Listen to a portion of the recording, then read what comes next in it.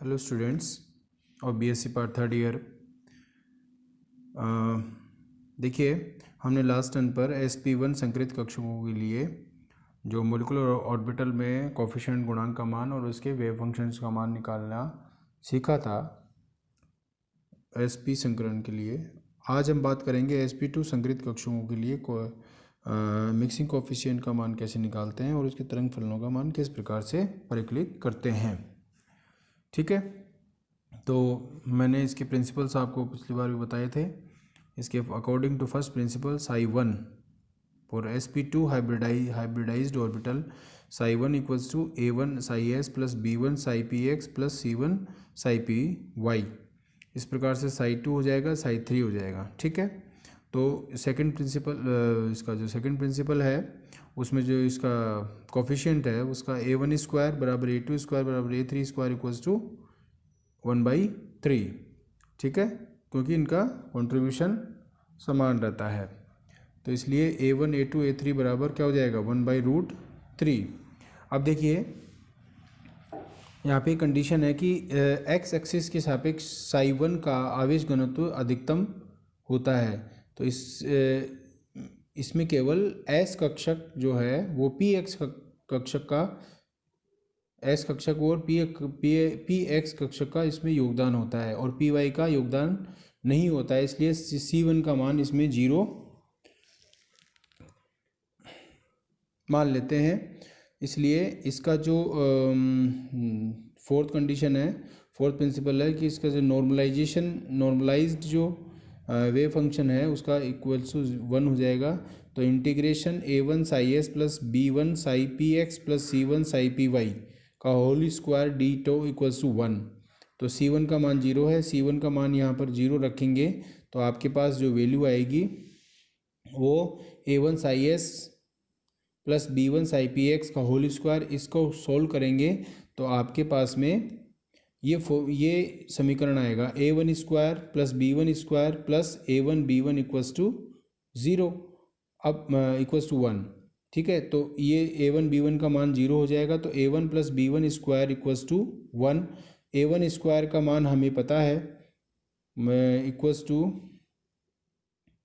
a1 का मान है ये, है ना। a1 स्क्वायर होगा तो 1/3 होगा, तो इसकी वैल्यू पुट कर देंगे 1/3 plus b1 square equals to 1। तो b1 square equals to 1 minus 1/3 that is equal to 2/3।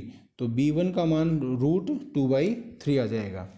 ठीक है, अब हम क्या करते हैं कि जो psi1 और psi1 का psi2 और psi3 के साथ में ऑर्थोगोनल जो है ऑर्थोगोनल होते हैं psi1 psi2 psi3। तो psi1 psi2 d2 equals to 0 और psi1 psi3 d2 equals to 0। दोनों समीकरणों में psi1 psi2 psi3 की वैल्यू पुट करेंगे और वैल्यू पुट करने के बाद में देखिए इस पहली कंडीशन में यदि वैल्यू पुट करेंगे तो psi1 का मान रख दिया, psi2 का मान रख दिया। ये है आपका ये psi1 का मान और ये psi2 का मान इक्वल्स टू 0। अब हमें पता है कि c1 बराबर 0 होता है, तो c1 बराबर 0 रख देंगे और इसके सोल्व करेंगे तो आपके पास आएगा a1 a2 plus b1 b2 equals to 0। इस और दूसरी कंडीशन में psi1 और psi3 की वैल्यू पुट करेंगे ऑर्थोगोनल कंडीशन में, तो a1 a3 plus b1 b3 equals to 0 आ जाएगा। तो हम दोनों समीकरणों से पहले समीकरण से b2 की वैल्यू निकाल लेंगे equals to minus a1 a2 upon b1 बराबर minus √1/3 upon √2/3 that is equal to minus 1/√6। इसी तरह से b3 की वैल्यू निकालेंगे तो माइनस 1/√6। ठीक है, और नेक्स्ट देखिए कि psi2 यहाँ पर अपने पीछे हमने psi1 उसमें नॉर्मलाइज कंडीशन में देख रखा था। यहाँ पे psi2 यदि नॉर्मलाइज कंडीशन में होगा तो इसमें देखिए psi2 का मान रख दिया दैट इज इक्वल्स टू 1। तो a2 square plus b2 square plus c2 square equals to 1। तो a2 का मान 1/√3, b2 का मान हमें निकाल लिया है माइनस 1/√6। इसकी वैल्यू पुट करेंगे तो C2 की वैल्यू आपके पास ±1/√2 आ जाएगी। ठीक है, ऐसे ही psi3 की नॉर्मलाइज कंडीशन करेंगे तो psi3 की वैल्यू पुट करेंगे तो इसमें C3 की वैल्यू ±1/√2 आ जाएगी। अब देखिए,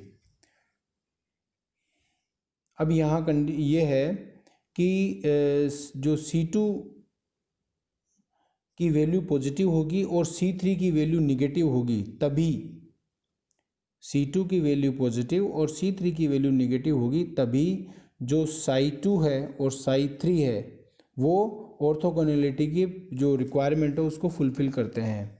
तो psi2 की वैल्यू पॉजिटिव 1/√2 और psi3 की निगेटिव 1/√2 वैल्यू पुट करते हैं तो आपके पास में psi1 psi2 और psi3 की एक समीकरण आता है। तो psi1 का क्या हो गया, 1/√3 psi s plus √2/3 psi px, psi2 equals to 1/√3 psi s minus 1/√6 psi px plus 1/√2 psi py, psi3 equals to 1/√3 psi s minus 1/√6 psi px minus 1/√2 psi py। ठीक है, तो ये हमने देखा कि sp2 हाइब्रिडाइज ऑर्बिटल्स के लिए मिक्सिंग कोफिशिएंट का मान और तरंग फलनों का मान किस प्रकार से प्रकलित हम करते हैं। अब हम बात करते हैं sp3 हाइब्रिड ऑर्बिटल्स के लिए, तो वही चीज़ है। ठीक है, तो इसमें psi1 इक्वल्स टू क्या हो गया, a1 psi s plus b1 psi px plus c1 psi py plus d1 psi pz। तो इस प्रकार से psi1 psi2 psi3 psi4 हो गया। इसके बाद में जो सेकंड प्रिंसिपल है उसमें a1 square plus a1 square equals to a2 square plus a3 square equals to a4 square equals to 1/4। ठीक है, तो a1 a2 a3 4 की वैल्यू क्या आ जाएगी, 1/2। तो अब देखिए, अब यहाँ पर x एक्सिस के सापेक्ष psi1 का जो आवेश घनत्व अधिकतम होगा, अतः psi p और psi py और psi pz का योगदान शून्य हो जाएगा, तो C1 और D1 का मान शून्य हो जाएगा।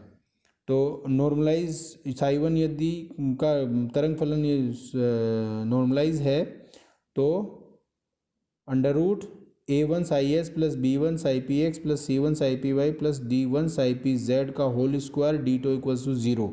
अब यहाँ पे C1 और D1 का वैल्यू यहाँ पे 0 रख देंगे तो आपके पास में आ जाएगा a1 square plus b1 square equals to 1। तो a1 square equals to a1 square equals to 1/4 होता है। तो a1/4 plus b1 square equals to 1। b1 की जो वैल्यू आएगी वो आपकी √3/4 आ जाती है। इसको √3/2 भी लिख सकते हैं। ठीक है, अब देखिए, चूँकि जो तरंग फलन psi1 है वो अन्य तरंग फलनों psi2 psi3 psi4 के साथ में ऑर्थोगोनल है, तो इक्वेशन क्या हो जाएगी, integration psi1 psi2 d2 equals to 0, psi1 psi3 d2 equals to 0, psi1 psi4 d2 equals to 0। इन सभी में तीनों समीकरणों में psi1 psi2 psi3 psi4 का मान रखते हैं तो हमारे पास में तीन नए समीकरण प्राप्त होते हैं, जिसमें कि a1 a2 plus b1 b2 बराबर 0, दूसरा a1 a3 plus b1 b3 equals to 0, और तीसरा a1 a4 plus b1 b4 equals to 0। और ये जो तीन समीकरण प्राप्त होते हैं इसमें हम देखिए a1 a2 a3 और a1 a2 a3 a4 का मान हमें पता है। ठीक है, और b1 का मान हमने ऊपर निकाल लिया। तो इन पांचों मानों को इन तीनों समीकरणों में रखते हैं तो b2 की वैल्यू आ जाएगी, b3 की वैल्यू आ जाएगी, b4 की वैल्यू आ जाएगी। तो b2 b3 b4 की तीनों की वैल्यू क्या होती है, समान होती है। समान होती है तो इसकी वैल्यू जो आएगी वो -1/2√3। ठीक है, अब देखिए इसमें ये मान लें कि psi2 तरंग फलन x z तल में है, x तल में और z तल में है, तो py का psi2 में कोई योगदान नहीं होगा। इसका मतलब C2 इक्वल्स टू 0 हो जाएगा। और C2 इक्वल्स टू 0 हो जाएगा। तो इसकी जो नॉर्मलाइज कंडीशन होगी तो psi2 square D2 equals to 1, psi2 की वैल्यू पुट करेंगे तो C2 का मान यहाँ पे 0 रखेंगे तो आपके पास A2 square plus B2 square plus D2 square equals to 1। तो A2 का मान हमें पता है, B2 का मान हमने निकाल लिया अभी। A2 बराबर 1/2, B2 बराबर -1/2√3। इसकी वैल्यू पुट करेंगे, D की वैल्यू आएगी √3/2। ठीक है। अब इसमें और जो psi2 है वो psi3 और psi4 के साथ में ऑर्थोगोनलिटी फुलफिल करता है। तो इसकी दो इक्वेशन आएगी, psi under integration psi2 psi3 D2 equals to 0, psi2 psi4 D2 equals to 0। psi 1 2 3 4 का वैल्यू इसमें पुट करेंगे, आपके पास में दो इक्वेशन आएगी, A2 A3 plus B2 B3 plus D2 D3 equals to 0, A2 A4 plus B2 B4 plus D2 D4 equals to 0। इनमें हम जानते हैं, हमारे पास वैल्यू पता है A2 की, A3 की, B2 की, B3 की, B4 की और A4 की हमें पता है। ठीक है। तो हम क्या D2 की वैल्यू हमें पता है, तो हम D3 और D4 की वैल्यू इन दोनों समीकरणों से निकाल सकते हैं, जो कि दोनों की वैल्यू बराबर आती है। और कितनी आती है? -1/√6। ठीक है। और इसी प्रकार से psi3 नॉर्मलाइज है, psi3 नॉर्मलाइज है, psi3 square D2 equals to 0। अब इसमें देखिए A3 square plus B3 square plus C3 square plus D3 square equals to 1। तो C3 स्क्वायर बराबर 1 माइनस दिस। ठीक है। तो A3 B3 D3 की वैल्यू हमें पता है, वैल्यू पुट कर देंगे तो C3 की वैल्यू +-1/√2 आ जाएगी। अब C3 और C4 के विभिन्न मान होने पर ही, मतलब पॉजिटिव निगेटिव निगेटिव पॉजिटिव होने पर ही psi3 और psi4 के मध्य ऑर्थोगोनलिटी फुलफिल हो पाएगी। तो इसमें C3 धनात्मक होगा और C4 ऋणात्मक होगा तभी। तो इनकी वैल्यू यहाँ पर रखते हैं तो हमारे पास तरंग फलन sp3 हाइब्रिडाइज ऑर्बिटल के लिए हमें निम्न प्रकार से प्राप्त होते हैं। क्या?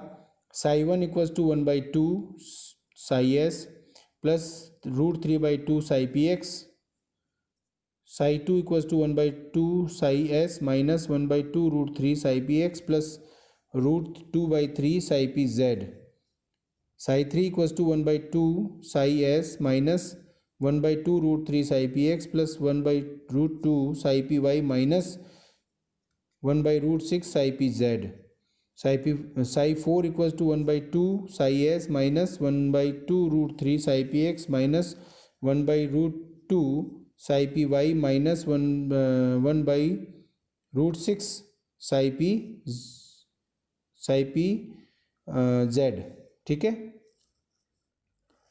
ये इस प्रकार से हम sp3 हाइब्रिडाइज्ड ऑर्बिटल्स के लिए मिक्सिंग कोफिशिएंट और तरंग फलन का मान ज्ञात कर सकते हैं। ठीक है। अब हम चलते हैं, देखिए एक छोटा टॉपिक और है आपके वैलेंस बॉन्ड थ्योरी का। तो वैलेंस बॉन्ड थ्योरी जो है, संयोजकता बंध सिद्धांत हिटलर ने और लंदन ने इसकी जो वैलेंस बॉन्ड थ्योरी है इसको तरंग यांत्रिकी के द्वारा समझाया था और इसमें अनुनाद का योगदान भी बताया था। इसके बाद में जो पॉलिंग और स्लेटर था उसने भी सहसंयोजक बंध में अनुनाद और संकरण को समझाया और कुछ नियम दिए। नियम क्या थे? नियम ये थे कि प्रत्येक बंधित परमाणु अपनी पहचान बनाए रखता है तथा इसमें जो योगदान जिनका जो इलेक्ट्रॉन पार्टिसिपेट करते हैं वो अपनी पहचान खो देते हैं।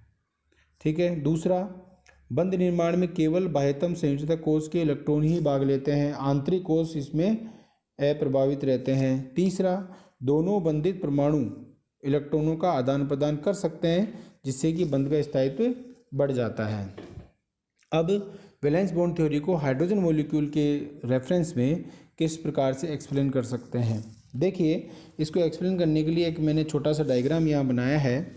आप देखेंगे ए और बी एक न्यूक्लियस है, दो एटम है एक एटम ए है, एक एटम बी है, जो कि अनंत दूरी पर स्थित है।